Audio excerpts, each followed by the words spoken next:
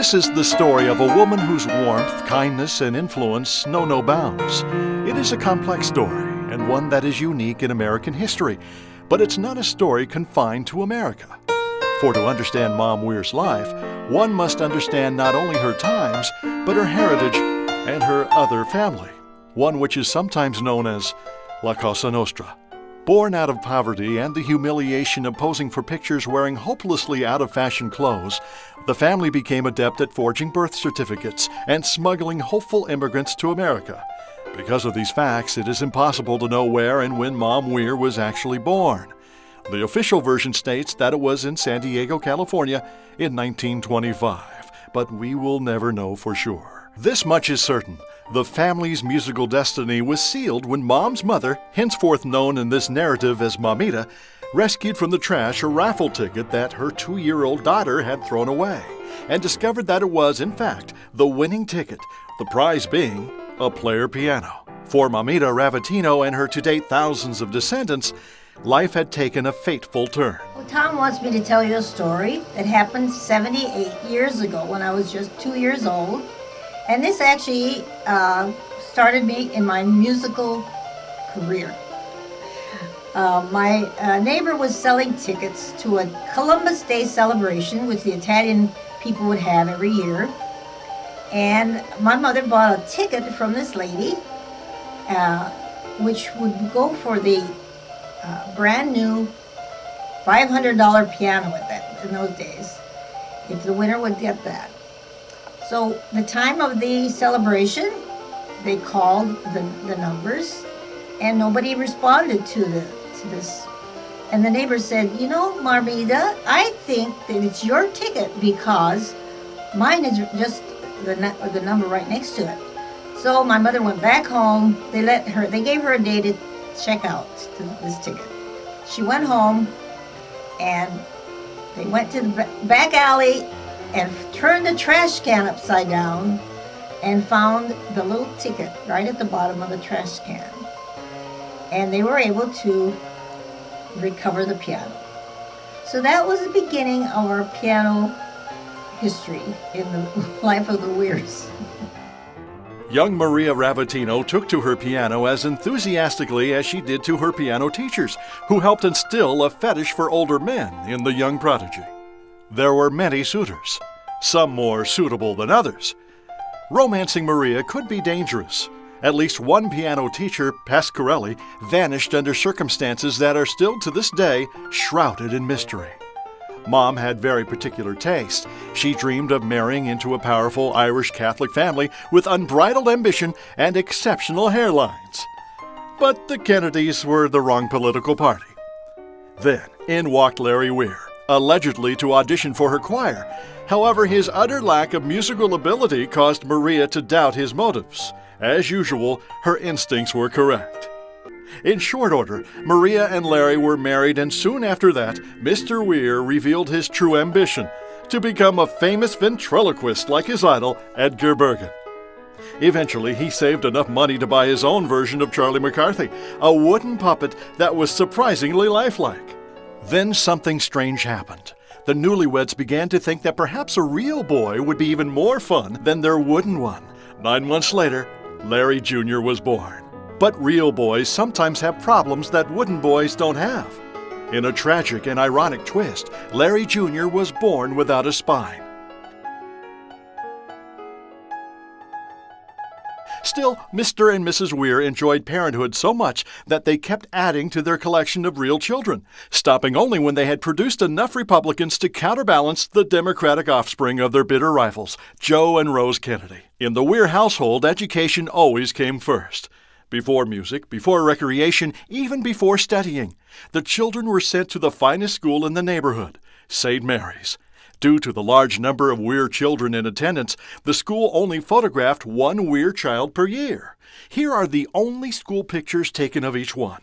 Eldest child Larry Weir, songwriter, singer, guitarist, playwright, and when a particular bar owner tried to stiff his band, cash register looter. Maria, knowing that Larry's teeth were no longer completely operational, she used her own teeth to remove a nail from Larry's foot. Who left the nail upright in Larry's shoe remains a mystery, but suspicion center on Tom, because no one can possibly be that happy all the time without some devious reason. Estelle, 2 minutes before she ratted out one of her brothers or sisters just because evil will not rear its ugly head in the Weir household. Tom, 2 days before a chesty 6th grade girl rubbed up against him and asked him to make an 8-track demo tape for free. Surprise, surprise. He said yes. And by the way, do you know my brother Michael in pre-kindergarten? As brother Larry found out, if you push him too far, you might not be smiling anymore. At least not with all of your teeth still intact. Pixie. Hopeless romantic, who could see the good in any guy, convicted felon or not. FBI surveillance of her was more of a nuisance to non-felon boyfriend. Kathy, taken 20 minutes after biting the little fat kid in her religion class, and 45 minutes before stabbing the lunch lady with a crayon. All in all, a good day. Teresa, one of the only photos taken of her while she lived in a home with running water. Hee-haw! Michael, the black sheep of the family. The youngest of the Weir sons would eventually, for reasons unknown, attempt to deny his family roots by changing his name and becoming famous. Resemblance to his siblings, especially his sisters, foiled the plan. Joni, 2 days before closing escrow on a Malibu Barbie dream house, Ken not included. Raising a large family wasn't always easy. There was the scandalous attempt by Larry Jr. to marry not one, but 2 of his sisters in a shotgun ceremony, even as Nonna looked on disapprovingly. The appeal to a higher power to put an end to the Sprout sandwiches. And the attempted runaway by a renegade faction of their children, which ended in chaos and confusion on the streets of Santa Barbara. But there were good times. Here Papa Ravatino proudly shows Larry and Maria one of the showcase properties in the family real estate portfolio. And even in the family fallout shelter, the mood usually remained upbeat, despite the ever-present threat of nuclear holocaust. The Weir kids were given a choice, play an instrument or make adobe blocks. Clearly, they all made the wrong choice, except for Larry, who just went out and lit a big fat doobie. Their song, Gypsies from Bonzo, was inspired by the Weir family's eviction from their home in Escondido, forcing them to move to a tent in Bonzo, California. They were miserable, cold, and hungry. Except for Teresa, who thought she'd gone to hog heaven with her boots on. Hee-haw!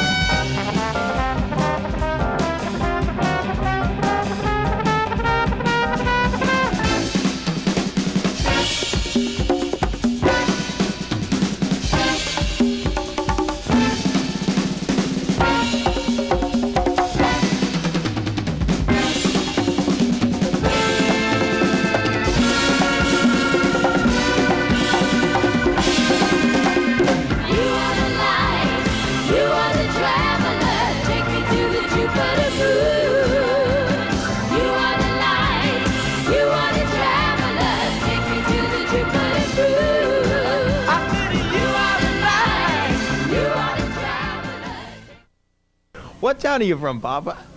Crova. Is that Cleveland? Yes, Villa Crova. That's a beautiful little town, Yeah? which is all the wealthy people live there. All the wealthy people live there. Yeah. Must have been pretty nice, huh? It's beautiful. So one of these days you go, probably you own that place. Are those your cousins? If you want, listen. This is a little family. Do you want them to have your music all go all around Italy and Europe? Do you like that? Yes, yeah, I like it. Yeah. Sign that paper. Ladies and gentlemen, you are hearing our manager here. What's your permission for that? How about saying something in Italian? Shut up. Now, this is not. I mean, this. Now listen, this. Shut up. Mamma Mia, do you want to see a beautiful Italian boy? What do you think? No of this beautiful wonder Italian they- boy? Hey, look at this beautiful Italian boy, huh? That's Luigi. This is the new teen idol, Michael D. Let's get a.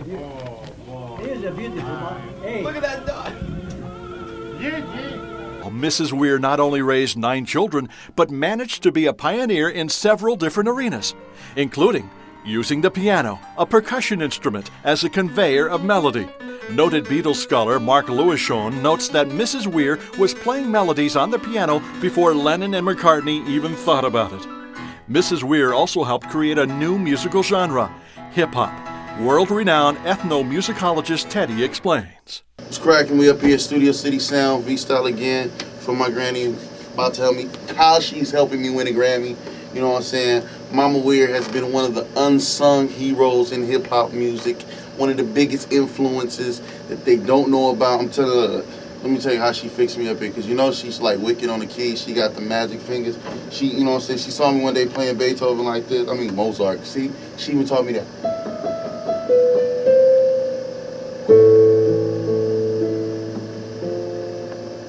And she's like, no, you're messing up there. She said, yeah, put a little, you know what I'm saying, swing to it, like, you know what I'm saying, a little James Brown feel. So she got me up and then she was like,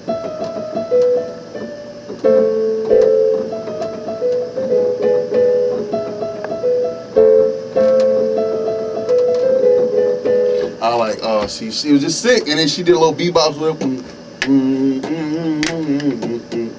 I'm telling you, if James Brown is the godfather of soul, Mama Weir is the godmother of hip hop. I'm telling you, she has a style on the keys that's just sick. I mean, she's like straight out of Oxnard with it. You know what I'm saying? Just like that. But she's sick. I'm telling you, she the truth.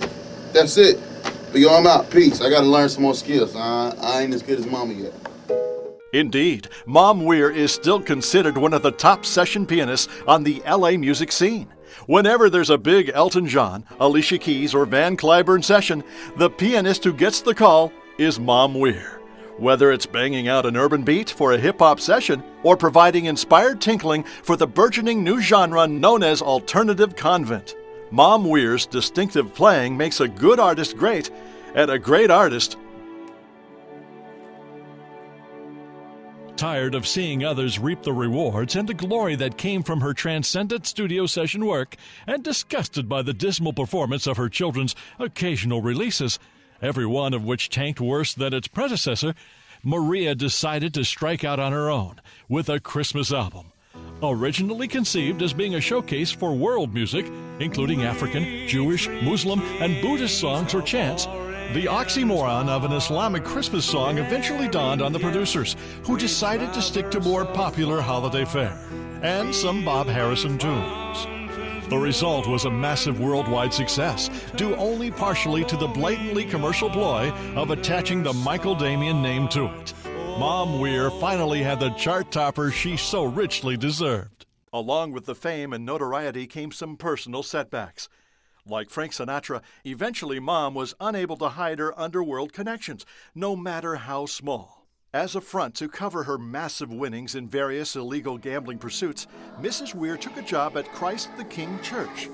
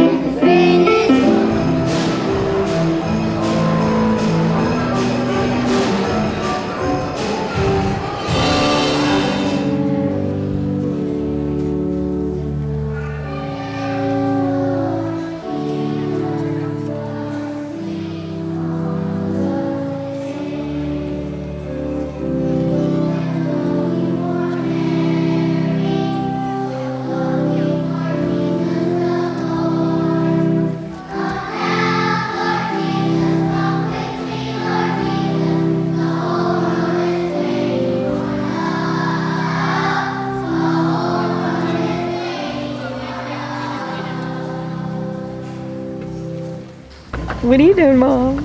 I'm waiting for the bus. What bus, Mom? Any bus. Where are you going? The bus, the bingo bus. Here's on the bus. Oh, and so you're waiting for the bus too.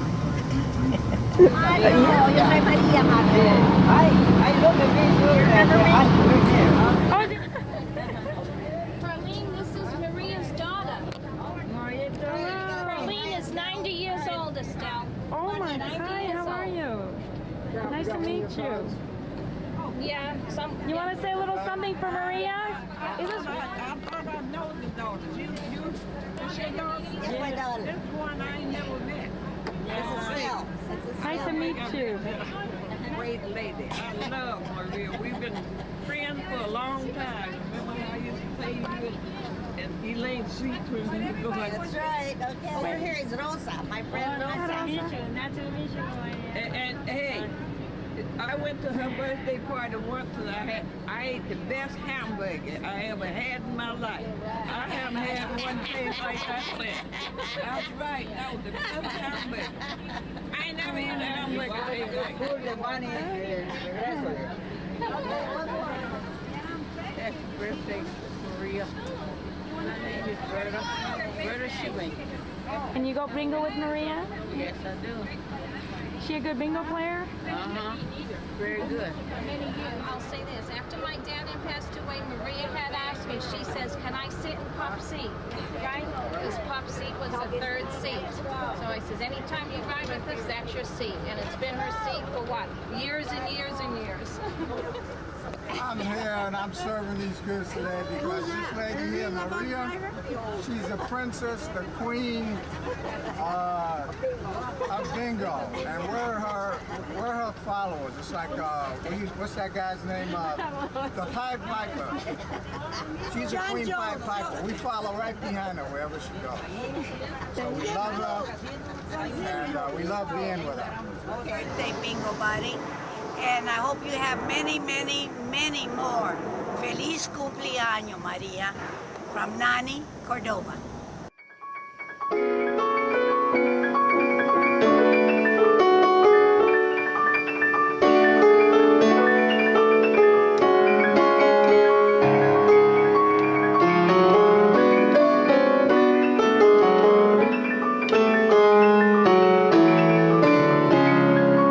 Happy birthday, Scrappy. I hope you give us another 20 years of your wonderfulness.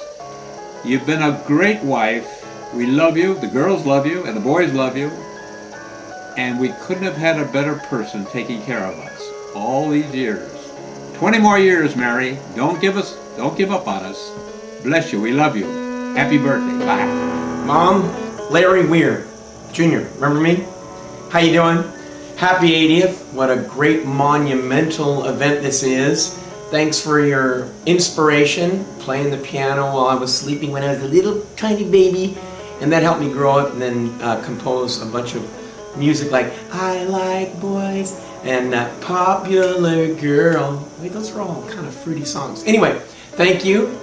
What a great ride it's been, and the best is yet to come, baby.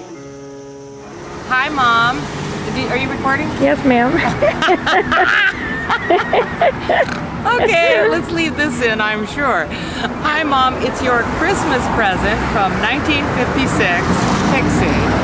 And I wanted to tell the story because it's Papa's favorite story. We have like lots of traffic behind us to be our little musical accompaniment. That night, Papa was babysitting Larry, Maria, Estelle, and Tom. And Gloria pinch hit it for you as you went to the hospital since you were 11 months pregnant. Or something like that. Anyway, I arrived at 10 minutes after midnight, and it was a televised mass. And Mom, you know, if you had gone to the cathedral that night, I would have been born on TV. Okay, so happy birthday, love you. Your Christmas child, Pixie, Christine, Marie. Love you, bye. Grandma, for years now, I've been trying to figure out who's the best looking one in the family. And I decided it's me. And I get it all from you. You know what, my long, beautiful Medusa locks, my really round bottom, my physique, it's all because of you. And you know what? I'm really grateful for you for that. And I don't want the family members to get jealous because I know Grandma still loves you guys. So don't worry about that. But without these good looks, I'd be invisible. So thanks, Grandma. So happy birthday. I love you and I'll cherish you for always. Love you. Hi, Mom. Hi. Janine, Yes. tell everyone one of your favorite mom stories, please. Because you've been dying to tell everyone. Oh my gosh, I don't know if I have a story. I can just say that this is the best fed family in the entire world. Yes. We have a standing Sunday night dinner. I'm proof of it. That is put on 5 pounds each, at least. It's put 5 pounds, 10 pounds on me, 5 pounds on you. Oh. Tell them about the dinner. We do a Sunday dinner with Mom. Mom puts on a Sunday dinner and tell everyone what your feelings. 12 courses, amazing. Not only a magnificent meal, but also the weekly political update, which she has very strong opinions about. Oh yes, we get everything. We get the update from Rush. We get all the talk show update information, and then one day, and then she'll throw out something like, "Did you see the movie In the Cut?" Oh, the Bingo Bus review. Sorry, I digress. Bad Santa got an F. Yes, Mom gives us the daily. She gives us the movie reviews because she goes on the bingo bus and they show a movie on the bingo bus, and of course she will come back and say, "Did you see this? Did you see that? It's terrible." And so we base our movie going off of Mom's bingo bus experiences. But did we tell them everything about the dinners on Sunday? Well, I get a special dessert, rainbow sherbet. Yes, Janine gets special rainbow sherbet.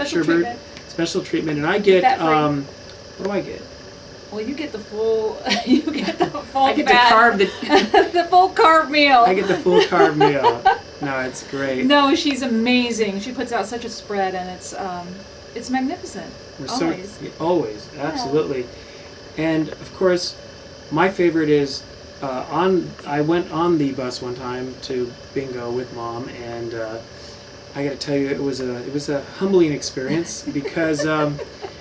You know, you get the bingo blotters, and I've never done it before, and of course she buys about 25 cards, and she gives me one card to do, and so she's got 25 in front of her, I've got one little card in front of me, and she's over there, and they're calling out the numbers, and she's hitting all the numbers, dunk, dunk, dunk, dunk, dunk, dunk, dunk, dunk, dunk, and I'm over here with my one card and my bingo blotter, waiting to strike the little thing, and waiting because I'm looking at the numbers, and before I could even get one number blotted, she went over and blotted mine on top of that.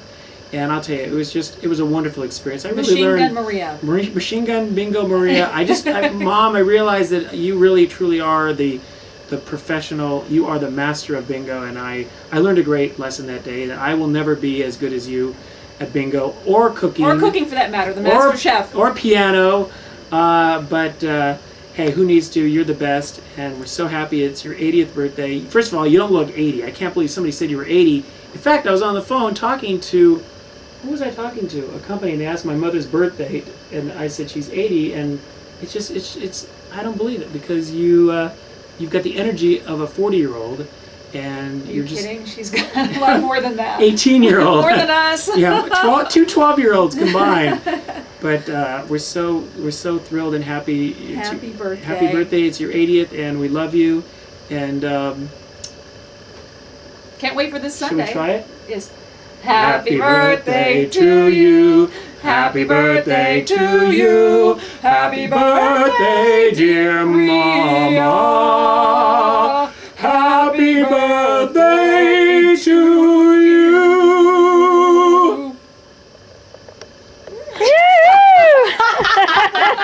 Oh my God! Here's my childhood story, one of my childhood stories of Mom. First, I want to say happy birthday, Mom. Happy 80th. And from Maxine too. Say hi, Maxine. Hi, Grandma. Yeah, my childhood memory was when. Should I say you? Should I talk to Mom or should I talk Stella? Stop for a second. In my childhood memory, Mom, is when I invited you to my concert at school. I was playing trumpet at the time, and you came and you were sitting there, and I was playing Popham Circumstance, and you were sitting there and you started to fall asleep on the man next to you. And I was so worried that you were going to pass out on you were like dozing off, and your head kept bobbing on the man next to, the guy next to you, one of the fathers of my friend at school, and I was totally embarrassed. But anyway, that was one of my memories, and I love you, and happy 80th. Hello, Grandma. Happy birthday, and I love you. And all I really have to say is that I owe a lot of who I am today to you. You gave me and the rest of the family the most fulfilling, inspiring gift of all, music. You introduced me to Debussy, Defaya, Nat King Cole, and so much more. My most fondest memories of you are when we would sit and watch old classic films such as Cat and the Fiddle and anything with Shirley Temple, Fred Astaire, Jimmy Durante, Alice Faye. I still have that white fur coat that you got for me when I was 5, and I'll never throw it away.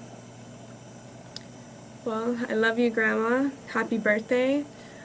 And ciao bagasha. My favorite childhood memory is when you would play the piano, Mom. Do you remember you would play the fire dance? And I would dance and dance and dance, and then I'd say, Mom, play it again, play it again. And you played again and again and again. And one time, one of Dad's workmen came in, and he lifted me up and spun me around. And I was this ballerina. And that's one of my favorite memories. And I just want to thank you for everything you've done for me, teaching me the importance of prayer, and then cooking all these awesome dinners, meals for us throughout our lives, and just being a great mom. Happy birthday, I love you. Bubba and I want to wish you happy birthday, Mom, and thank you for all the wonderful things that you do, especially when you taught me how to sing. Thank you. Love you. Bubba. Hey, we want to say happy birthday, Grandma. Chris? Thanks for the chocolate milk. If you could get drunk off chocolate milk, then I'd be wasted 24/7. Thank you. Thanks for everything you did, Great Grandma of the best on earth. Happy birthday. Merry birthday. Happy birthday, Mom. I want to wish you a very, very happy birthday. And I want to thank you for being a wonderful mom, for giving us piano lessons when we were bratty little kids, and how much it's really helped us through life, giving us faith, giving us hope, and giving us a wonderful home. Love you. Bye. Honey and I would like to wish you a very happy birthday, and we love you very much. Happy birthday. Now? Yeah. Dear Mom, I want to wish you a happy birthday. You're a wonderful lady. I'll never forget how you saved my life by giving me a pot of soup after my operation in 1992. There was a pot of soup every single day. It's all I had. You saved my life. And I'll never forget when you adopted me in 1980. I took the name of Roger Carnbag Weir, only I added a D to it, so it was Roger Carnbag Weir to match my personality. I love you. I'll see you Thursday. Have a great birthday. Welcome to my museum, the Dinosaur Museum. Playing with my dinosaurs. Happy birthday. Okay, so it's Mrs. Weir's birthday, Mom Weir, 80th birthday, happy birthday. Very good, very nice.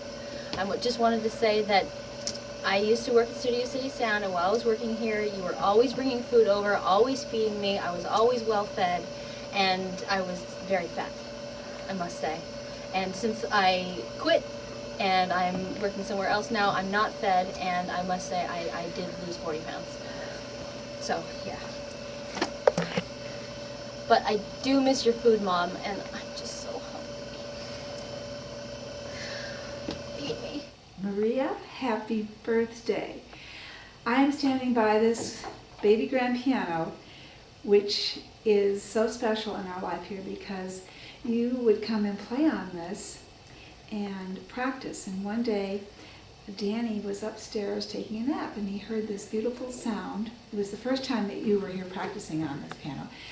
And he said to me, "What is that beautiful sound?" And I said, "That is Michael's mother, Maria, playing the piano." And he just was so thrilled. "I want to learn to play piano like that. That's the way I want to learn to play. She's fantastic." And that was the beginning of such a wonderful, special relationship that you had with teacher and student. He adored you and respected you, and you inspired him, and you were the light, such a light in his life in his last difficult years. And I'll always be grateful to you for the joy and the beauty that you brought to him, Maria. Thank you. Bye. Hi, Grandma. I love you. Hope you have a happy birthday. Buongiorno nonna, vorrei dirti buon compleanno e tanti auguri, ti voglio bene molto. Ciao nonna, buon compleanno e tanti auguri, ti voglio bene, molto molto bene. Forse andiamo in Italia molto presto. Ciao bella. Happy birthday, Mrs. Weir. I remember the days of the Weirs when we were at Tiger Beat and all the wonderful food you made us at all those wonderful parties, and you're still doing it. I love you. Thanks for having a great family, and happy birthday.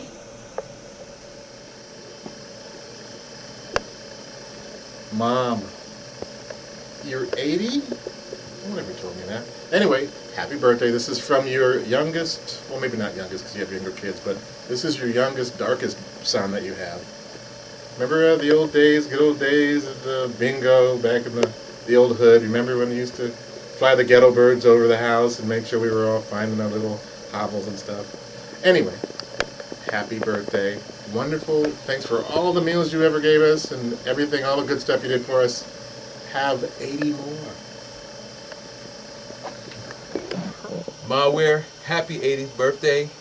I couldn't have put on this extra 5 pounds without you. Doesn't do much for the rock star image, but hey. Birthday! Is it really? It is. Do you know when it is? The 18th. Isn't that amazing? Yes. Don't you love her food? Yes. Awesome. Happy birthday, Ma Weir. Happy birthday, Ma Weir. What can I say? Before I was a skinny, no girls like me, nothing. I was just an outcast. And then I came to Studio City Sound. I got everything I need, health, love, and it's because of her.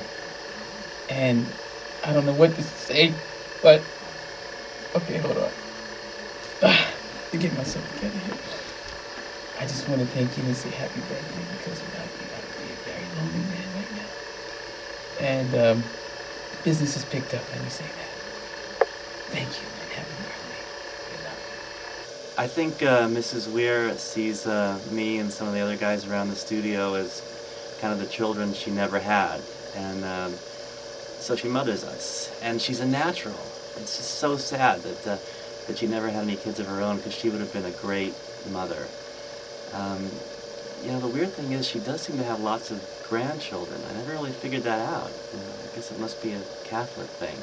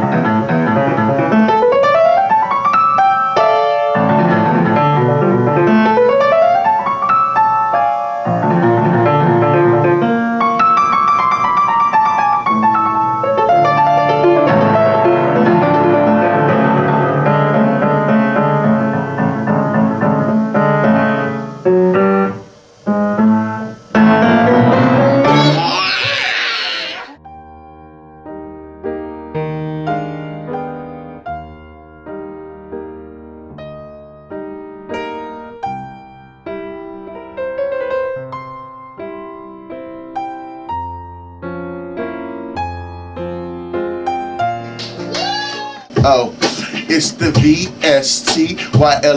Win the Grammys for my Grammy. Keep it active and you know we keep it cracking. Mixing everything. She taught me how to get to rapping. And this is why we here. Always keep it active now. She keep me fed with pasta, salad, and bread. I love it cause she cook it and it's so good. Alright, I like polenta with some sauce, and she always put the mozzarella cheese on it, keep it tossed. Okay, I never have to say, but she's the boss, ruling everything. Got them ivory keys to sing. I'm always slurring when I'm flowing, but she taught me that too. Keep you guessing, happy birthday to you. Okay, it be Larry, who else? Tom and Star and everybody in the studio making homage, cause she's the one that's like the dawn of the Weir. She know it's so weird, cause she got them whole kids, about 6 to 8 and always ruling them. We just saying, happy birthday, thanks for the Grammy. Again, Granny, big.